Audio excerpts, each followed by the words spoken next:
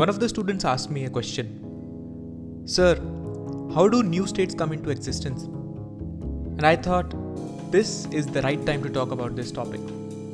So let's begin.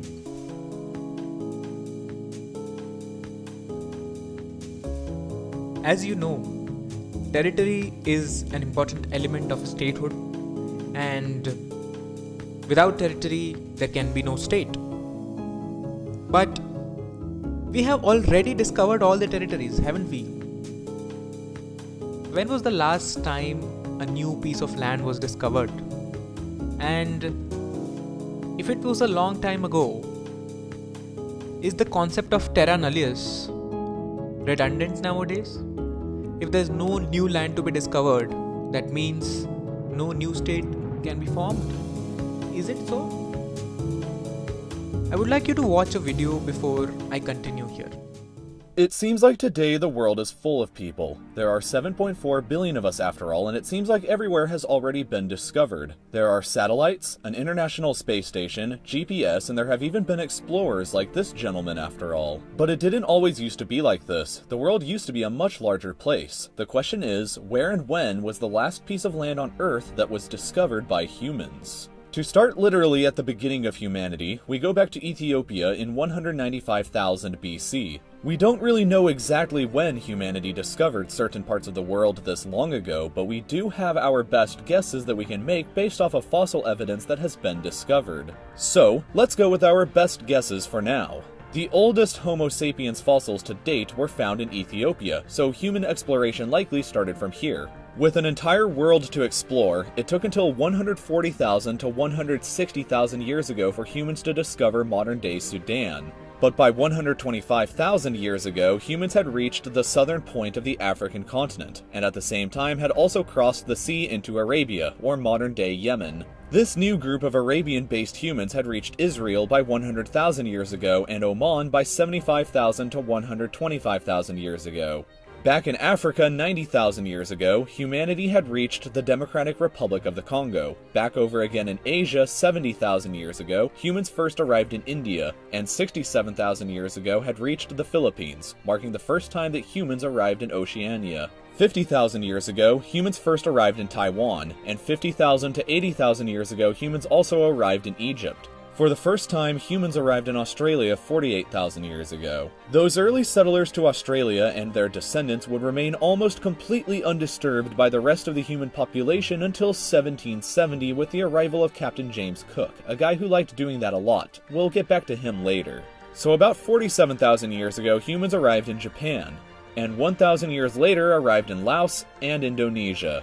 Finally, 45,000 years ago, humans arrived in Greece, which was the first place and first time that humans arrived in Europe. Usually when humans arrive somewhere for the first time, things die, so naturally the Neanderthals of Europe would mysteriously vanish 5,000 years later. Humans settled Italy 43,000 years ago, and based on our knowledge of fossils, somehow skipped France and arrived in the UK around 43,000 years ago, and Germany 42,000 years ago. On the other side of the world, humans had discovered China 39,000 to 42,000 years ago, Tasmania 41,000 years ago, and New Guinea 40,000 years ago. Sometime later, 34,000 years ago, humans got around to discovering Sri Lanka, and then we discovered another new continent. North America was settled 25,000 to 40,000 years ago from across that land bridge that used to exist, because walking somewhere is somewhat easier than inventing boats to sail there. And that's why there were millions of people already here when Columbus arrived, but anyway, by 28,000 years ago, a good chunk of Europe had been explored, including France, the Czech Republic, Romania, Poland, and Russia. Portugal was finally reached 24,500 years ago, and Sicily 20,000 years ago. So, strangely, this means that humans had reached North America before humans reached Portugal. But anyway, the mainland United States was first reached 16,000 years ago, and humans first arrived in South America 14,800 years ago, where the oldest remains have been found in Chile. Back across the ocean in Europe, Scandinavia was first settled by humans in around 9,200 BC, and Ireland in 7,700 BC. The Baltic states were first settled around then in 7,600 BC. Over in Asia, Cambodia was reached in 7,000 BC, and this super remote island above Siberia called Zhukov Island was somehow discovered back in 6,300 BC, which is weird because there's still a lot left undiscovered. Jumping back a continent, Malta was discovered in 5200 BC, and across another ocean, Puerto Rico was eventually discovered in 4000 BC, which coincidentally is when the Sid Meier's Civilization games all began. This is presumably when people started sending out their settlers for the first time. Greenland was reached in 2000 BC.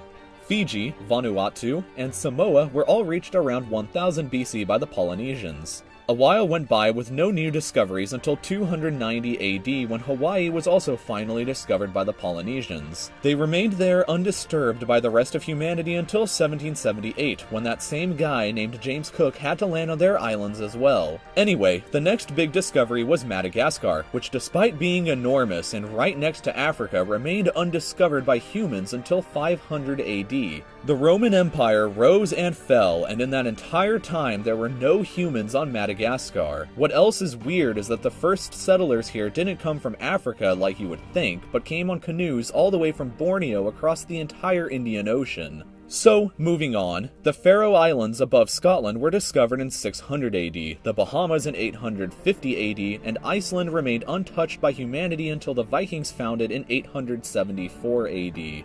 The final significantly large and habitable place to be discovered by humans was New Zealand, which saw no humans until the arrival of the Maori Polynesians sometime between 1250 and 1300. Next, we enter the Great Age of European exploration, in which we're about to find out only resulted in the real human discoveries of a few scattered islands. The Portuguese are the first humans to land on 6 of these islands in a row. Madeira in 1420, the Azores in 1439, Cape Verde in 1462, Annobon in 1470.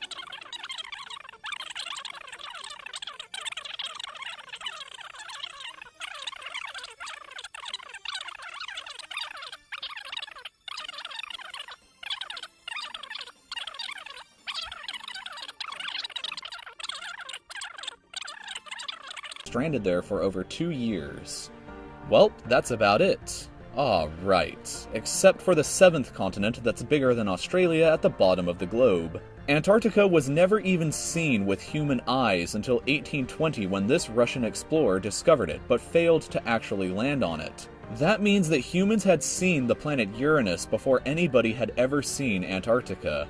So after seeing it in 1820, it took a while to actually land on the continent. It wasn't until 1895 that the first confirmed landing happened by a team of Norwegians. And with that moment, every piece of land on planet Earth from 195,000 BC all the way until 1895 had been finally landed on by the human species. So the video tells us that 19th century was the end of discovery of new land. So has there not been any new state since 19th century? Of course there have been many new states which were formed after 19th century. So definitely they were not established on terra nullius. They were carved out of existing states, which brings us to the topic of this class. As you have seen in the video, the concept of terra nullius is very much redundant. Why? Because there are no big pieces of landmarks yet to be discovered. We have already discovered all the major landmass. So practically speaking, there is no territory which is left unoccupied. That means that whenever you claim to have the acquisition of territory by occupation, you can't say that it was terra nullius, since all the territory has already been discovered and most of it has already been occupied. Now then, what are the other ways in which a state can come into existence then? So let's talk about secession now. And secession is not the same as secession. They are two different things, and I'll explain what they mean, so don't be confused. Secession and secession are two different things, and then again succession is a third thing. So don't get confused between these three words. Today we are going to learn about formation of new states in today's age, in today's time when all the territory is already discovered. How do new states come into existence? But before we go to that, let's consider these four words to clear some confusion. Secession, succession, secession, and session. Let me explain what these mean, and then I'll tell you what I'm talking about exactly. The first word, secession, means the action of withdrawing formally from the membership of a federation or body, especially a political state. So, secession means withdrawing from a body. Now, let's look at the second word, succession, which is very easy to understand. In law, succession means an action of inheriting a title. So, secession means withdrawing from a body, separating from a body, and succession means the act of inheriting something. And let's look at the third word. Secession is the fact of ending or to be brought to an end, means to cease, right? Secession means to cease, to bring to an end. And the last word is cession. Cession means giving up of rights, property or territory by a state. So as we have seen in the previous class as well, when one state gives away the property or the territory to another state, that's called cession. That's the state which gives the property is called the ceding state. So we saw four words: secession, succession, secession, and cession. In this class, we're talking about secession. I hope this is now clear and we can move ahead with the topic at hand.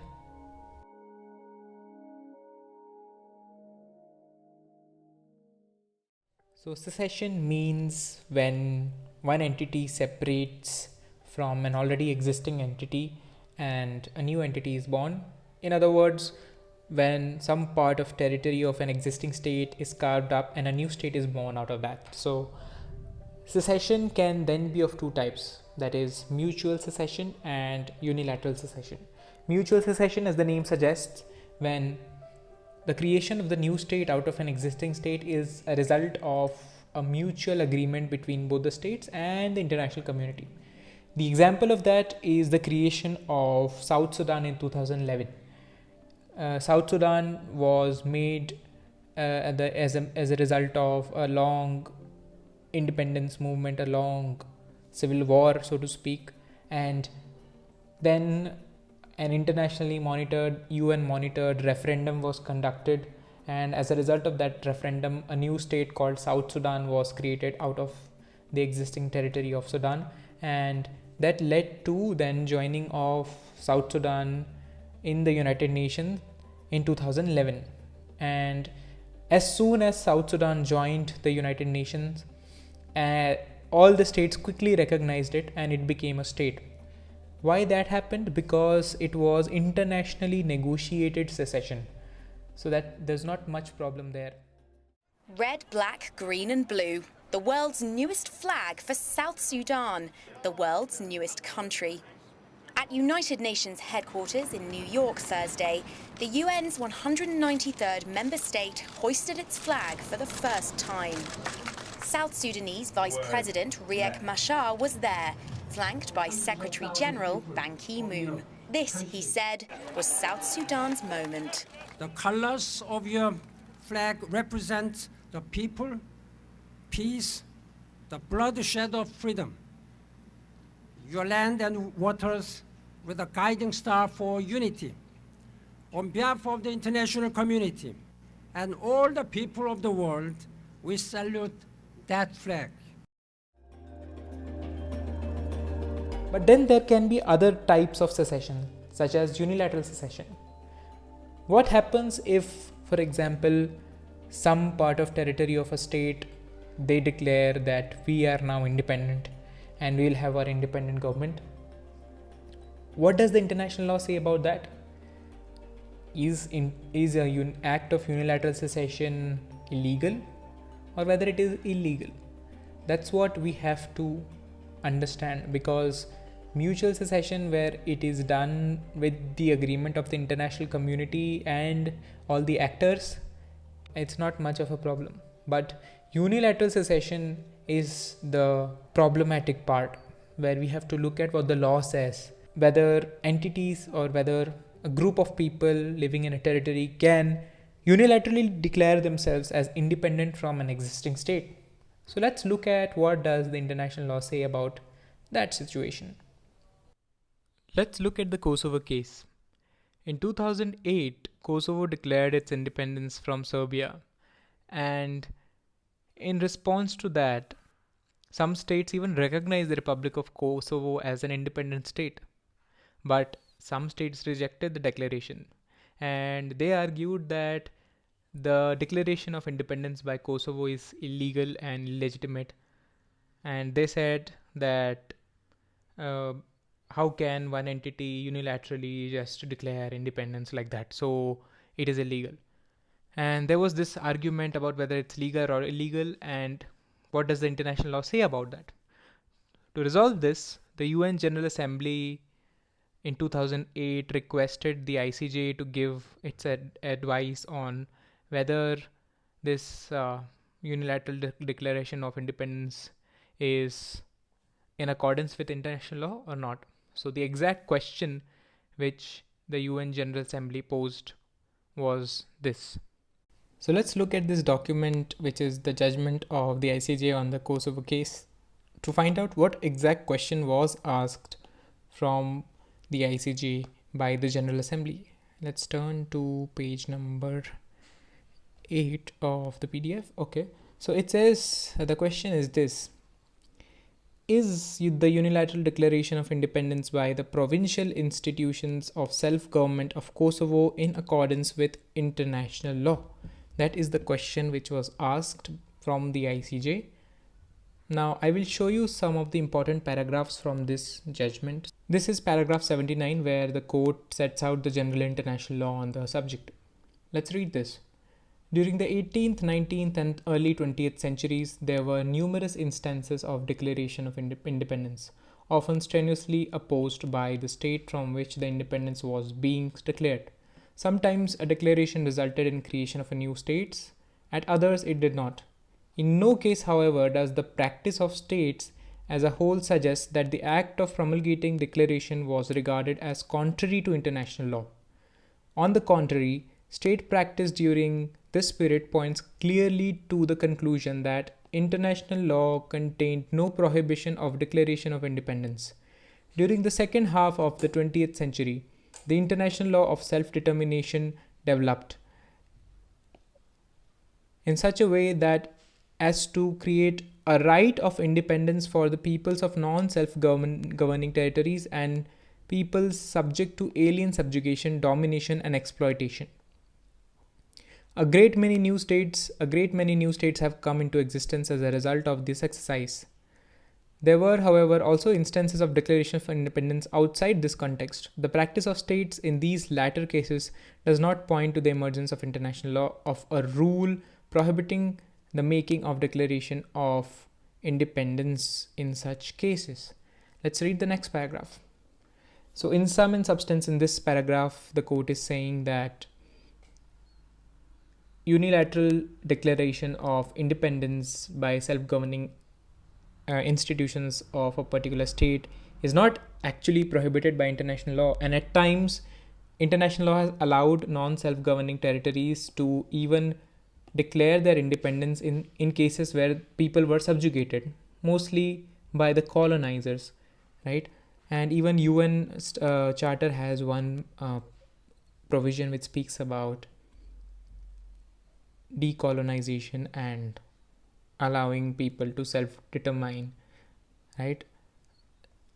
That's the sum and substance of paragraph 79. Let's read the next paragraph. Several participants in the proceedings before the court have been contended that a prohibition of unilateral declaration of independence is implicit in the principle of territorial integrity. Now, what is this? The court is saying that territorial integrity is a concept, as a principle which is protected by the UN Charter by Article 2 and Paragraph 4. Let's read further. The court recalls that the principle of territorial sovereignty is an important part of international legal order and is enshrined in chapter of the United Nations, in particular Article 2, Paragraph 4. So territorial integrity means no state can violate the territory of other. That is territorial integrity. And the thing about territorial integrity in Article 2 of the UN Charter is that it's only applicable to existing states. But what about Kosovo? Kosovo at that time, before it declared unilateral secession, unilateral declaration of independence, Kosovo was not a state. So does the Article 2 paragraph 4, which speaks about territorial integrity, does it apply to entities which are not states? Let's look at what the ICJ says. Again, I'll read this paragraph. The court recalls that the principle of territorial integrity is important part of international legal order and is enshrined in the chapter of the United Nations, in particular Article 2, paragraph 4, which provides that, and I'll read it. All members shall refrain in their international relations from the threat or use of force against the territorial or political independence of any state or in any other manner inconsistent with the purposes of the United Nations. Right? It speaks about members and member states. Was Kosovo a member of UN when it declared independence? Of course not. Look at this. The court says the scope of the principle of territorial integrity is confined to the sphere of relations between states only. And when it comes to Kosovo, and Kosovo is not a state, so whatever talk about territorial integrity here and in some other resolutions of the General Assembly, the court is saying that applies only to states. Further, in paragraph 84, for the reasons already given, the court considers that general international law contains no applicable prohibition of declarations of independence. Accordingly, it concludes that the Declaration of Independence of 17 February 2008 did not violate the general international law. Having arrived at the conclusion, the court now turns to the legal relevance of... Okay, so this is something that we are concerned with, not really concerned with, right? So what's the outcome? Outcome is the court considers that international law has no prohibition on declarations of independence.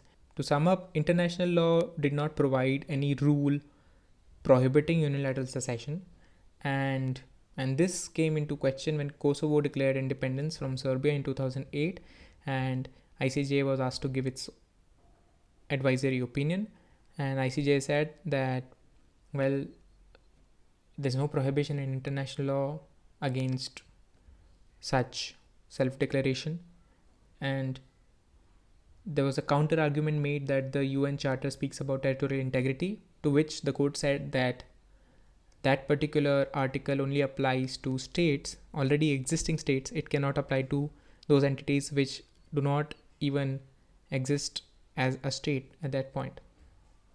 So they are not duty bound to follow that particular article.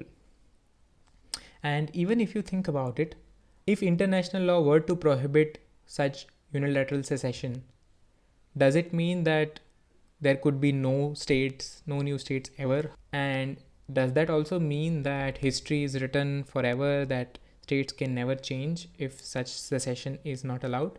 It cannot be that we can just make the entire future static in such a way.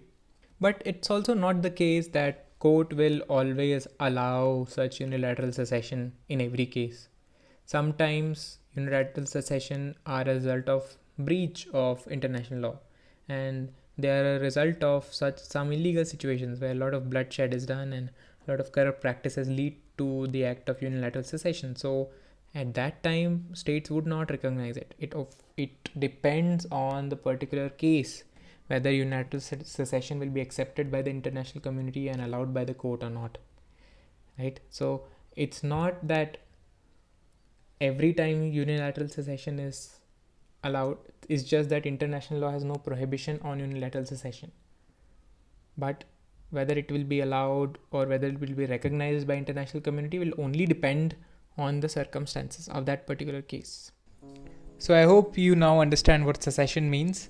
And secession is now one of the very few ways in which a new state can come into existence. Secession is basically disintegration, breaking of a former existing territory into multiple territories. And you've seen the example of Kosovo. There are many other examples: the breaking or disintegration of former Yugoslavia, Burkina Faso issue, South Sudan. You can do some search and find out. I'll leave you all with this news coverage on the Kosovo's declaration of independence and the ICJ's opinion. Kosovo's declaration of independence brought joy to the streets of its capital, Pristina. But not in Serbia, where many people consider Kosovo part of their nation's ancestral homeland. Serb leaders argue that Kosovo independence challenged Serbian sovereignty and undermined international law. The International Court of Justice disagreed. The Declaration of Independence of the 17th of February 2008 did not violate general international law. The World Court's ruling is not binding, but Kosovo's leaders see it as an important step toward broad international recognition and eventual UN membership. 69 countries, including the United States, Japan, and most of the European Union, already recognize Kosovo. Thomas Velasek is with the Center for European Reform here in London. Basically, what the court's ruling means is that whether secession is legal or not is a largely political question. It comes down to whether enough countries recognize the entity that has seceded. But Kosovo still faces significant obstacles to taking a seat in the UN General Assembly. Both Russia and China object, and both are permanent members of the Security Council. Russia also is a key Serbian ally and is caught up in a secessionist tangle of its own, involving the breakaway Georgian provinces of Abkhazia and South Ossetia. Russia briefly went to war with Georgia over South Ossetia and is one of the few nations that recognizes its independence. What Moscow may argue is, well, that also puts South Ossetia and Abkhazia in the same category. All we need to do is work on getting more countries to recognize their independence, which it, of course, hasn't been very successful at. The debates over Kosovo, South Ossetia, and Abkhazia are not isolated arguments. A wide range of ethnic minority groups around the world have long sought independence, including some without a defined territory of their own. Some 30 to 40 million Kurds live across Turkey, Iraq, Iran, and Syria. But the UN court ruling on Kosovo did not address the Kurds' demand for self-determination, says Katrina Vine of the Kurdish Human Rights Project. That's why this particular decision has limited legal impact for the Kurds, because it is about a very specific set of circumstances where the UN was running an interim administration. Key states, Romania, Slovakia, and Spain, refused to recognize Kosovo, fearing its success might spark secessionist movements in their own backyards. Jennifer Glass for VOA News, London.